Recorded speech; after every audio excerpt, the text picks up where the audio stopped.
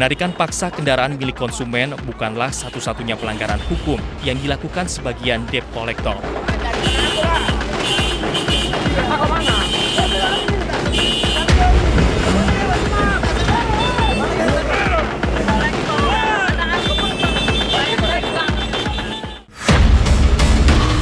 Setelah menarik kendaraan, si juru tagih ini seringkali malah mempreteli alias melepas onderdil kendaraan sebelum diantar ke pihak leasing.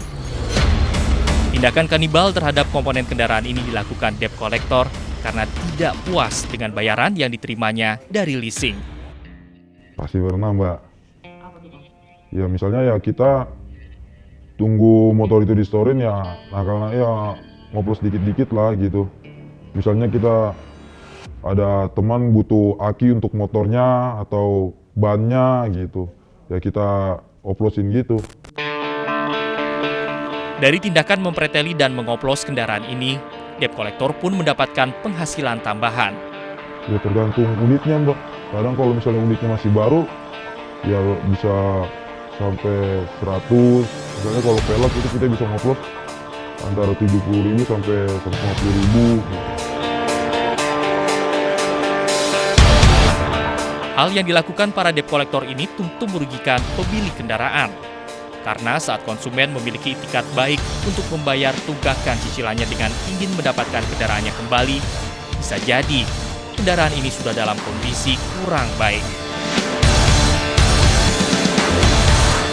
Penggunaan jasa debt collector sebenarnya sudah sangat lazim dan menjadi bagian yang tak terpisahkan dari industri perbankan dan lembaga keuangan.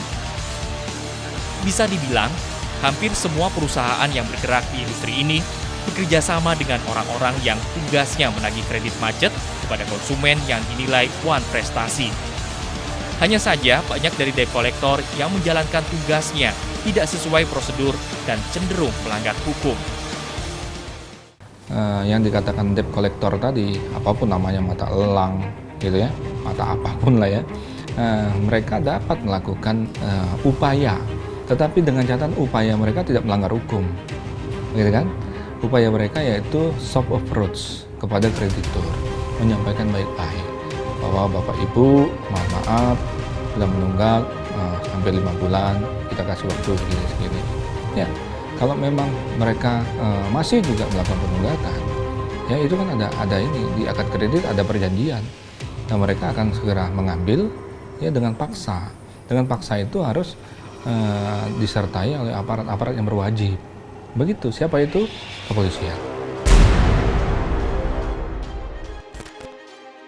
Pengambilan paksa kendaraan yang dilakukan para debt collector bisa jadi masuk dalam tindak pidana pemerasan seperti yang diatur dalam pasal 368 ayat 1 Kitab Undang-Undang Hukum Pidana. Dalam pasal ini disebutkan, siapapun yang memaksa seseorang dengan kekerasan atau ancaman kekerasan untuk memberikan sesuatu barang atau supaya membuat hutangnya atau piutangnya lunas, dapat dipidana penjara paling lama 9 tahun. Debt collector itu kalau dia melakukan tindakan-tindakan perampasan sebenarnya adalah satu tindakan kejahatan. Debt collector itu kalau melakukan tindakan kekerasan, dia juga adalah pelaku kejahatan. Jadi sebenarnya mereka bisa dituntut melakukan satu tindakan pidana.